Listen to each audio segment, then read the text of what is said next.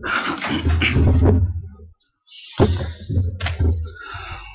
God. Una-una magandang umaga sa Panginoon at magandang umaga sa inyong mga kapatid. Tayo po ay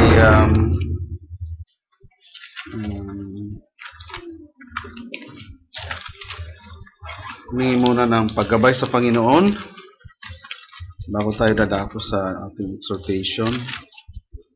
Praise God. Hallelujah. Himo po tayo mga kapatid. Hallelujah, Lord God. Amang banal, muli nagpapasalamat po kami sa dakilang araw na ito na pinagkaloob mo sa amin na muli ay magkatipon at mag-aralan sa iyong mga banal na salita, Lord God. Patuloy na hinihiling namin na kayo po ang manguna, kayo po ang magturo sa amin, Lord God. Nawa ang mga salita mo lamang ang siyang makita sa likod ng pulpitong ito, Lord God, hindi ang tao na nakatayo, Lord. Patuloy na buksan mo ang aming spiritual understanding sa mga salita mo, Lord God. Patuloy, Lord God, na ihanda mo ang bawat isa sa pagsugo mo sa iyong bugtong na anak. Kami ay ready na sa pagsalubong sa kanya sa alapaap, Lord God. At nais din namin pasalamatan, Lord God, ang patuloy na pangungusap mo sa iglesyang ito na kayo po ay tunay nga na naghahayag, Lord God, sa lugar na ito ng iyong mga banal na salita. Maraming po salamat, Lord, sa mga bagay nito sapagkat ang dami pong nagbabasa ng aklat na ito. Subalit, kung wala ang kaunawaan, ito ay, sabi nga, ito ay patay, Lord God. Ito ay hindi magbibigay buhay. Sabi nga ni Paul, for the letter kill it, but the Spirit give it life. Salamat sa Espiritong ito na nagbibigay buhay sa amin, Lord God, at binubuhay mo ang mga salita sa aming kalagitnaan, sa aming mga buhay, Lord God. Thank you, Lord, sa mga kapatid ko na nandirito ngayon sa oras na ito. Nawa, patuloy na magbigay kagalakan sa bawat isa ang salita mo, Lord God, na maririnig sa likod ng pulpitong ito, Lord. Thank you, Lord. Hallelujah. Ito po ang aming samot dalangin. In the name of the Lord Jesus Christ we pray. Amen. Buksan po natin mga kapatid ang ating Biblia sa Acts 10.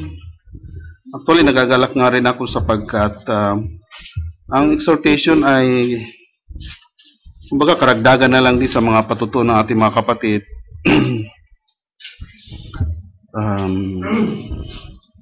Sa Acts 10:44 hanggang 48, sabi niya dito, samantalang nagsasalita pa si Pedro ng mga salitang ito ay bumabang Espiritu Santo sa lahat ng nakikinig ng salita at silang sa pagtutuli na nagsisampalataya ay nangamanghang lahat na nagsiparoong kasama ni Pedro sapagkat ibinuhos din naman sa mga hintil ang kaloob ng Espiritu Santo sapagkat nangarinig nilang nangagsasalita ang mga ito ng mga wika at nangagpupuri sa Diyos. Nang magkagayoy sumagot si Pedro, mangyayari bagang hadlangan ng sinuman ang tubig upang huwag mga bautismuhan itong mga nagsitanggap ng Espiritu Santo na gaya naman natin, at inutusan niya na sila na mga pabautismo, magsipag-bautismo sa pangalan ni Jesucristo, nang magkagayoy kanilang ipinamanhig sa kanila na matirang mga ilang araw. Praise God, ang Diyos ang magpala ng kanyang mga banal na salita. At siya magdadagdag. Pwede na tayo umupo mga kapatid.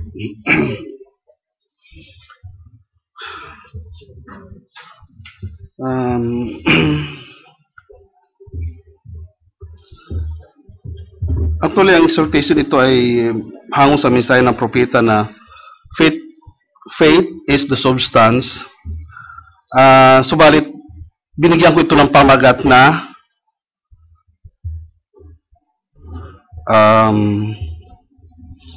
God testify His gift. Okay?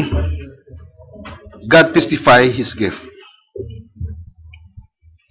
Kung ating titingnan yung ating binasa, ito ay sa bahay ni Cornelius.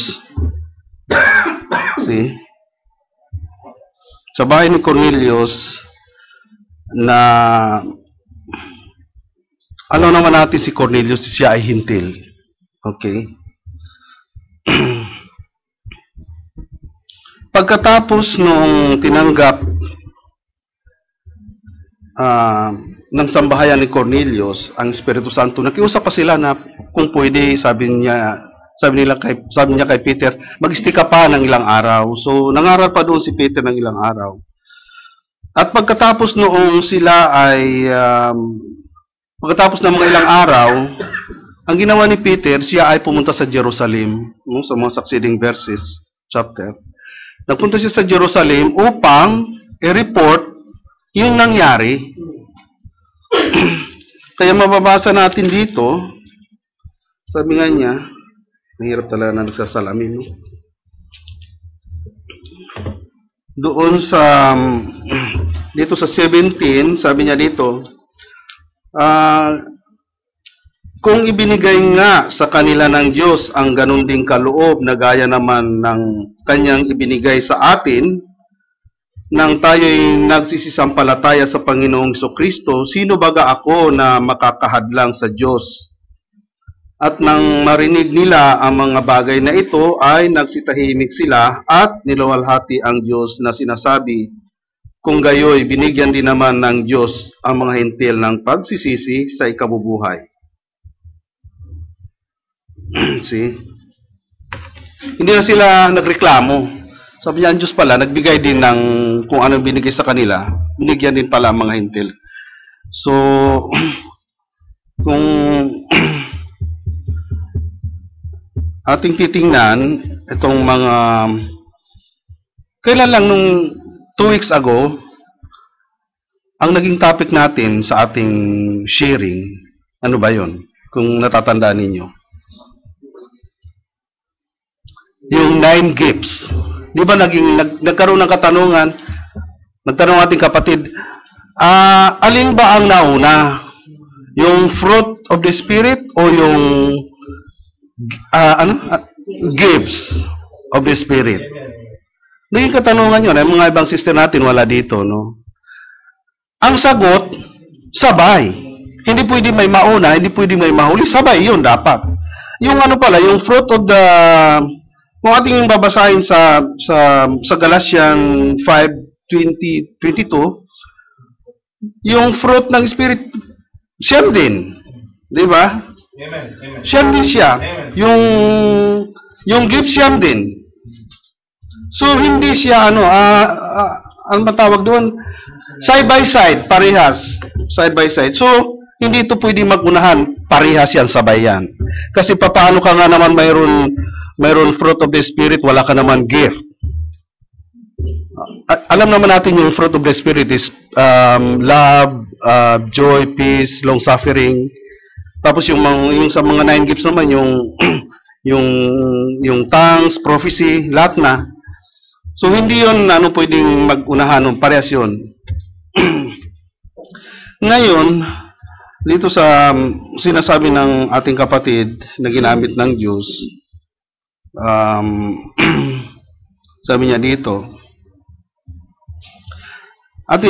kung ating balikan nung sa Israel, nung sila ay nasa bondage, sabi niya dito, now notice, sabi niya, when the children of Israel were in bondage for 420 years down in Egypt, carried down there by Joseph when they went down, by and by they raised up a Pharaoh na hindi kilala si Joseph.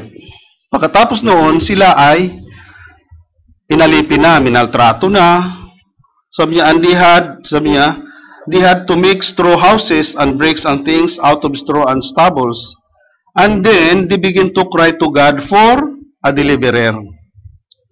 And God foreordained a deliverer. Alam naman natin yun kung sino ang deliverer.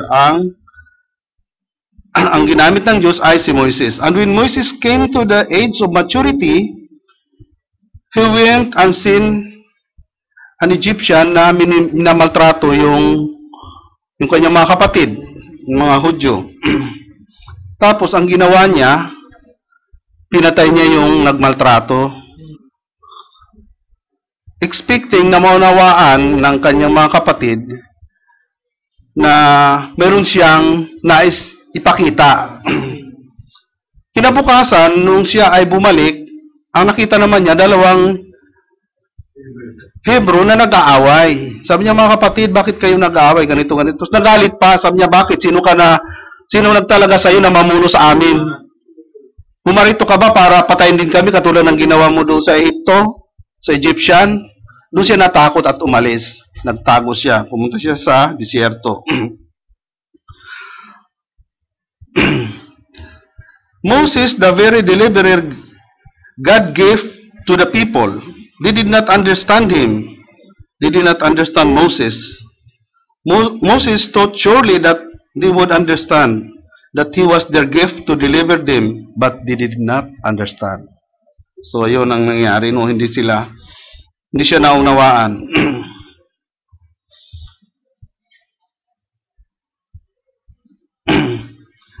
See, when God sent a deliverer to them, they failed to see it because it was by a man. But it wasn't a man. It was God in the man.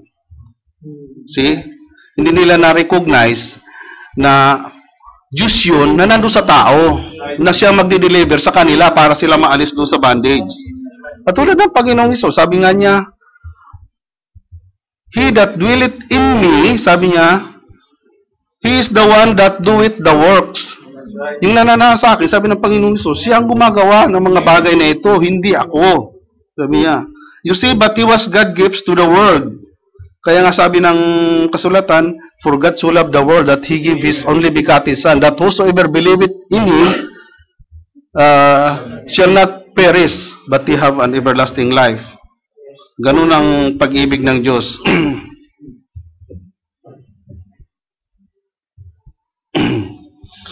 So, the people that believe that God gave Him, they can be saved.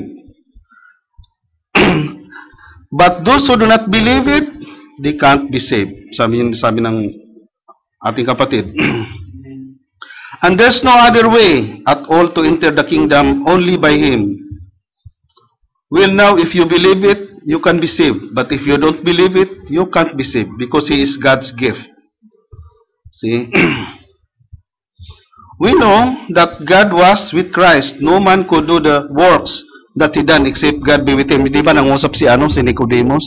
Sabi niya, Master, sabi niya, alam namin na ikaw ay nanggaling sa Diyos, sabi niya. Sapagkat ang mga bagay na ito, hindi ito magagawa ng tao. Naintindihan ni Nicodemus kasi aral siya sa batas. Nagtuturo nga siya eh. Sabi nga ng Panginoong Hesus, He said, if you don't believe me, believe for the very work's sake. The man testifies of himself. You know how the scripture read. But if he testify and that what he says is not true, then believe me not. Sabi niya, but if I testify and that what I say is true, my Father will testify of it. Ito, sabi nga niya, if I tell you about a gift of divine healing and God doesn't testify of it, leave it. It's wrong. But if God testify it, believe it's God gift to you. That's right.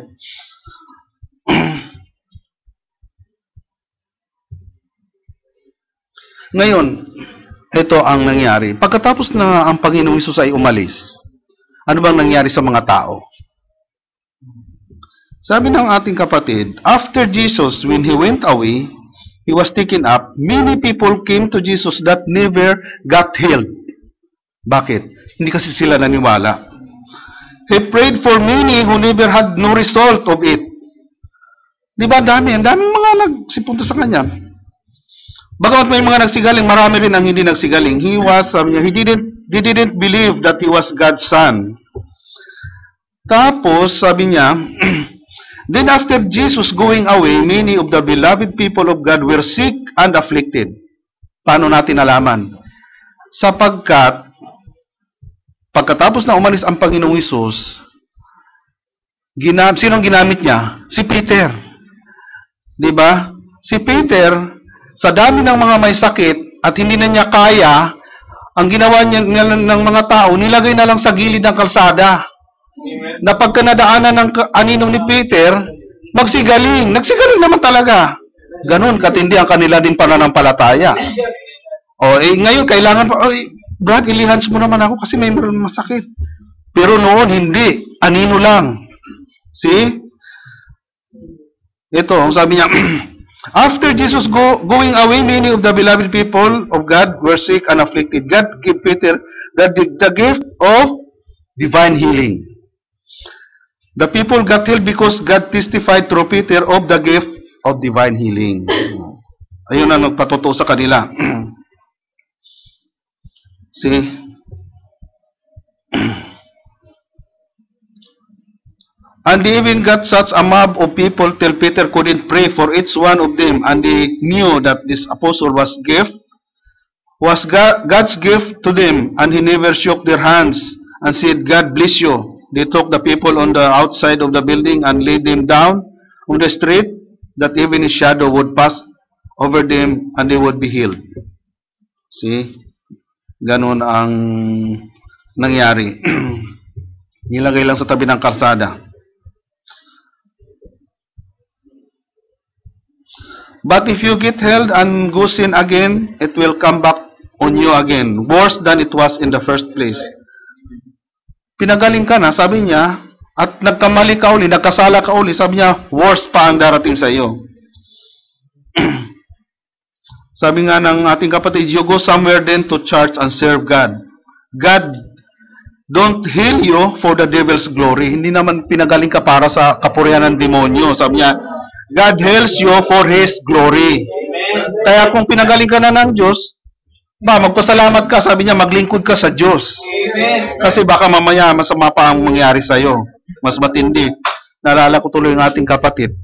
May kinikinto siya na isang kapatiran daw na nagpabautismo na. At medyo gumaling na. Ang nangyari, bumalik sa Katoliko.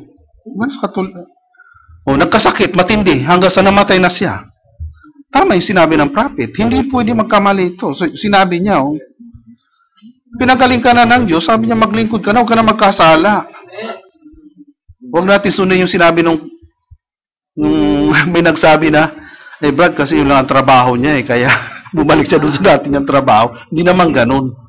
Binigyan niya ng interpretasyon yung hindi naman sinabi ng Biblia. Idea ng tao. Kailan lang may nabasa rin ako itong tungkol sa mga third coming. Ina-attribute nila yung Father, Son. Sabi niya, wala na nakasulat na third coming sa Biblia, pero yung Father, Son, and Holy Ghost, indication niya ng third coming. Sabi ko, ba yan? Parang ang sarap pagbabato ka. Patawarin ako ng Diyos. Ang mga tao talaga, ang Panginoon, di ba, sa sobrang galit niya, di ba, yung doon sa templo, attribute yung mga, pati yung Trinity, kasi patawarin sila ng Diyos, no? Hindi nila alam yung kanilang mga pinagsasabi. Now, when they call for a deliverer, God sent the deliverer and they failed to see it. Moses was God's gift to Israel. And there was Elijah.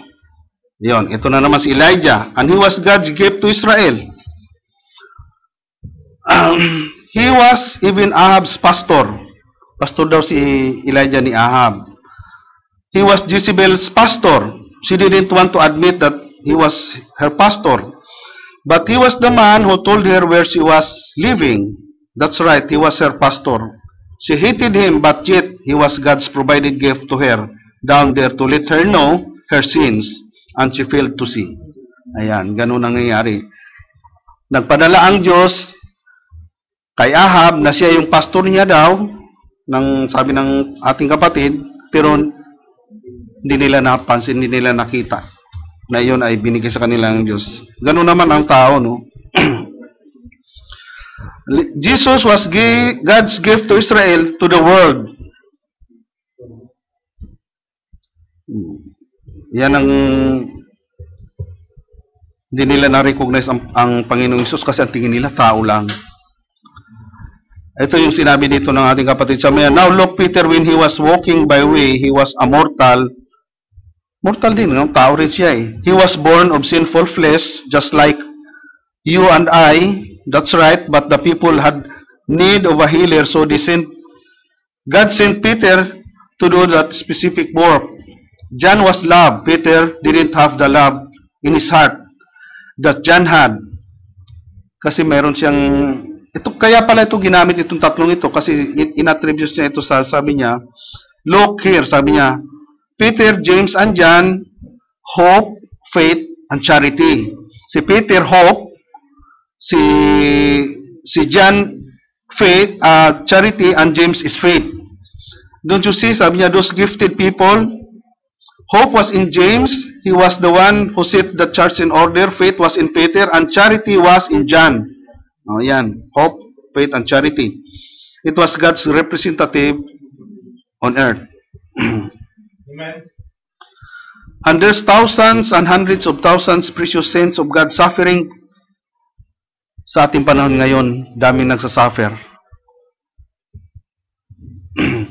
And they are crying and crying and cried for years for God to restore the gift of divine healing to the church. And when God moved the orbit, sabi niya, 37 years ago, and foreordained it and sent it, many hundreds of people are passing by without recognizing it. Sabi nga ng ating kapatid, sabi, binanggit niya yung mga bansa, sabi niya, itong Phoenix, Houston, sabi niya, San Antonio, down to Arkansas, sabi niya, dating araw, ang Diyos daw magtitestimony, magwiwitness sa kanila, na nagpadala siya ng manggagamot doon, nagpadala siya ng mga ngaral ng salita, at hindi nila binigyan ng pansin. Sabi niya, if you just respect it as you believe it, God will testify of His gift. That's right. He did for Abel, He did it for Elijah, He did for Moses, He did for Peter, He did for Paul, He did for all, and He will do it yet today. Binanggit niya yung mga bansa, ay yung mga lugar-lugar sa Amerika na yun. Tapos meron siyang kinikwento, sabi niya, minsan sabi niya, pumunta ako sa isang drugstore, alam mo drugstore, pharmacy. Pumunta daw siya doon, sabi niya, I noticed some fellow looking at me kind strangely. Tinitingnan siya, sabi niya, ibang tingin sa kanya.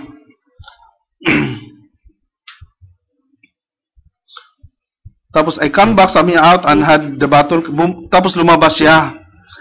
Tapos sabi niya, sinundan siya ng tao. The man, sabi niya, put his hand on my shoulder. And he looked at me, he said, Sir, sabi niya, I had seen you was an officer. Sabi niya, I thought I'd ask you a question. Sabi niya, you may think I'm kind of crazy. Sabi ni Brother Branham, sabi niya, what matter, sir? Sabi niya, ganun. Sabi niya, I've been feeling in health for about 2 years. Sabi niya, may karamdaman ako, magdadalawang taon na. Sabi niya, last week, sabi niya, nagkaroon daw siya ng dream that I had come to Jeffersonville, Indiana and get somebody by the name of Branham to pray for me. Sabi niya, hanapin ko daw na naginip siya na pumunta siya sa Jeffersonville. Hanapin niya yung pangalan na Branham. Sabi niya, para daw ipagdasal siya. Sabi niya, nagkaroon siya ng sa sarili niya. Sabi niya, don't you know how I felt? I thought, oh, God's testifying. Nagpapatotoo ang Diyos, sabi niya. Tapos sabi ng ating kapatid, sabi niya, yes, sir, I know there's Branhams live here. You know, sabi niya, there is anybody prays for the sick? And I said, I'm the one. Parang nalala ko yung sinabi ng yung babaeng Samaritana. Sabi niya, I perceive that you are a prophet. Sabi niya, ako nga, sabi niya ganun. Diba, itong prophet, sabi niya, I am the one. Sabi niya ganun. Nalala ko. Tapos sabi niya, he just looked at me like that and tears begin to roll down his cheeks. Umiyak na siya. He just took to me by the hand, and I took him by the hand. Tapos sinubad daw niya yung kanyang sombrero, pinatong doon yung kanyang baril. At nagdasal na sila. Tapos when I raised up, there was mothers standing, hold their little children back, and men with their hearts off like that, waiting for the prayer. Nakikinig din pala sila. And there's many things done in Jeffersonville, and they knew what was going on. And when we raised up, they all were standing there with their heads down, listening to the prayer. Tapos sabi niya, pagkatapos noon, sabi niya, and the brother, he put his arms around me, commenced to patting me like that. I've never seen him from this day to that. God healed him. Pinagaling na siya ng Diyos. Kasi ganun lang Diyos, hindi siya papadala, yung tao, parang nagkakaroon na ng connection na beforehand. Tingnan mo, yung tao na may sakit, parang hinadana ng Diyos na pumunta ka doon sa lugar na yun, kasi may karamdaman nga siya. Tapos ang propeta naman, pinadala doon ng Diyos. Pero pumasok lang siya sa drugstore, sabi niya. Tapos nakita niya yung tao na ibang tingin sa kanya. Ganun lang. Iyon ay testify ng Diyos sa kanyang gift. Praise God. So, yan yung mga pag-testify ng Diyos sa kanyang mga gift. Sabi niya dito, God will testify of His gifts. Heaven and earth might pass, but God's going to move. There's going to be somebody that's going to receive it. If you will come and speak what God has done for you, that's right, God will testify of His gift. So, ganon ang Diyos magpatotoo. Ngayon mga kapatid, darating ang araw, haharap tayo sa Panginoon. Lahat naman tayo harap eh. Lahat tayo harap. At iipunin tayo kasama ng ating pastor. Alangan naman, iipunin tayo kasama natin si Pastor Hermie. No, hindi naman ako maniniwala doon. Ang iipunin tayo kasama ng ating pastor. Okay? Bakit ganon? Kasi nangyari sa ating propeta. Hatulan tayo ayon sa salita na ating napakinggan at tinanggap. Doon tayo judge. At ang ating pastor, siya naman ay hatulan sa kanyang ipinangaral. See? Ngayon sabi nga, doon siya hatulan. Lahat ng mga ngaral. Okay? Tulad ni Brother Branham, may pinakita sa kanyang vision, may throne, may mga maraming tao paikot. Doon sa Beyond the Curtain of Time, di ba? Nagkaroon siya ng vision na mayroon, may nakita siyang trono, na sabi nga parang ivory, tapos paikot, tapos may mga tao. Ngayon, nung lumabas siya, yung mga tao nagsigawan, tapos siya, sabi ng mga tao, my precious brother, my precious, pinagyayakap. Ngayon, sabi niya doon sa angel, sabi niya, sino ba itong mga ito? Mga Branham din ba yan? Sabi niya, hindi. Iyan yung mga na-convert mo noong nangaral ka ng gospel. Tapos sabi ni Brother Branham, paano si Pablo? Yung pinangaral ni Pablo, yun din ang pinangaral ko. Sabi nung angel sa kanya, sabi niya, si Pablo, hahatulan din siya kasama nung kanyang mga tao. See, we will face the Lord, no, para sa judgment. Kaya nga mayroon paalala si James. Sabi niya sa James 3:1, sabi niya, huwag maging guro ang marami sa inyo mga kapatid ko, yamang nalalaman ninyo tatanggap ng lalong mabigat na hatol. Bakit kaya mabigat na hatol? Kasi pagka nakapagturo ng mali at tinanggap ng tao, pananagutan ng nagturo yung mga tinuruan niya. Kaya mabigat. Kaya sabi, huwag maging guro ang marami sa inyo, mga kapatid. Sabi niya. Sabi ni James, no?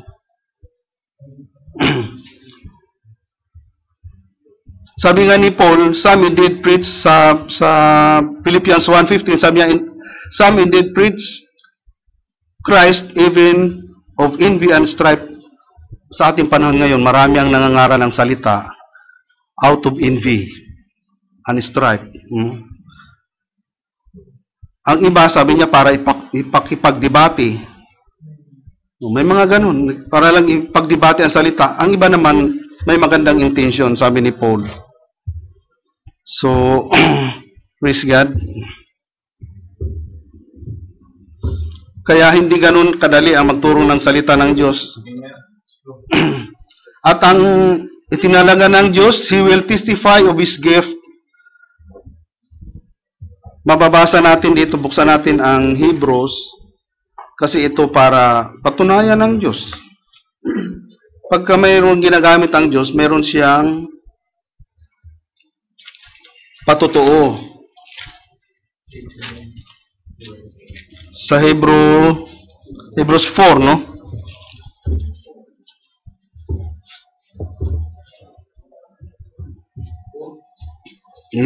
Hebrews 2 pala. 2:4, ito. God also bearing them witness, both with signs and wonders, and with diverse miracles, and gifts of the Holy Ghost, according to His own will. Okay? Ang Diyos, tiyan mo mga kapatid, ang Diyos, pagka nag-utos siya o nagpadala siya ng kanyang manggagawa, mayroon siyang patotoo, may witness. Ganun ang Diyos sa atin, sa mga lingkod niya. Napawang sinaksihan naman ng Diyos na kasama nila na sa pamamagitan ng mga tanda at mga kababalaghan, o yan ang mga tanda, at ng saganang kapangyarihan at ng mga kaloob ng Espiritu Santo ayon sa kanyang sariling kalooban. Pagka ginamit ang tao ng Diyos, meron itong patutuo sa kanya. Tingnan mo yung mga ginamit niya, di ba? Nagpagaling, maraming may mga nagpo-prophecy, nag-speaking tongues, lahat ng mga gifts na yan, makikita sa tao yan na ginagamit ng Diyos. Kaya mga kapatid, yung mga nagsasabing lingkod ng Diyos at wala siyang witness, leave them alone. Paano mo paniniwalaan ang isang manggagawa na wala namang patutuo sa Diyos galing, di ba? Dito, tinan mo, nasasabi natin na nangungusap dito ang Diyos sapagkat naghahayag siya. Tinan mo, mayroon gumagaling. Nakikita natin yung pagkilos ng Diyos, naghahayag siya ng kanyang salita. So, mayroon witness. Mayroon witness. So, ayun mga kapatid,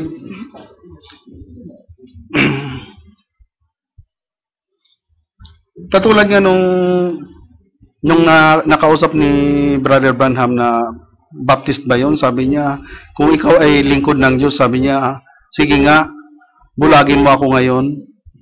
Sabi ni Brother Branham, paano pa kita bubulagin? Ibulag ka na. Gusto niya i-challenge, no? Ganon din si Simon na manggagaway. Nung ma-witness niya si Peter na pag nililihan siya, bumababa yung Holy Spirit, sabi ni Simon manggagaway, pagbilhan mo nga ako ng na yan, sabi niya, Espiritu Santo, para pagka naglihan sa ako, bababaan din sila ng Espiritu Santo. Nirebuke siya ni Peter.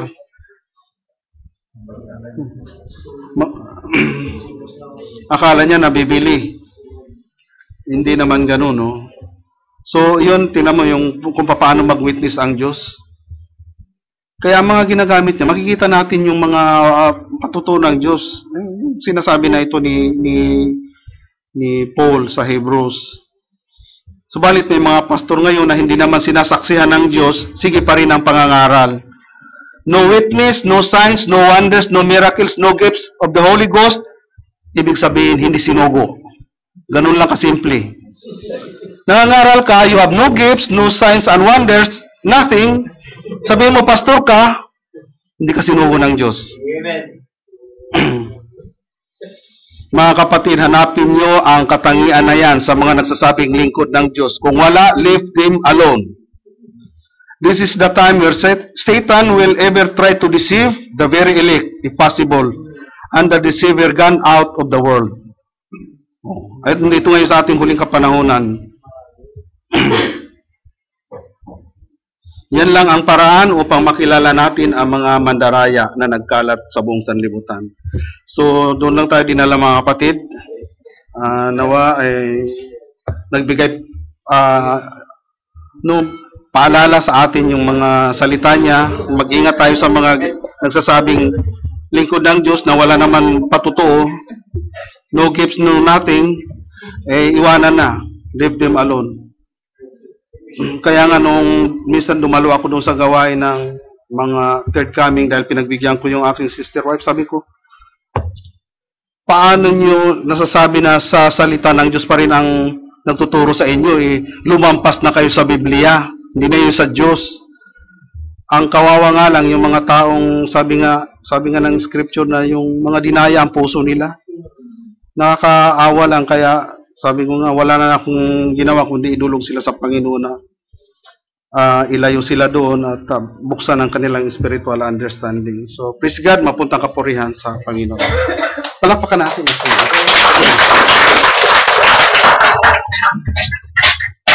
Identify ko na yung mga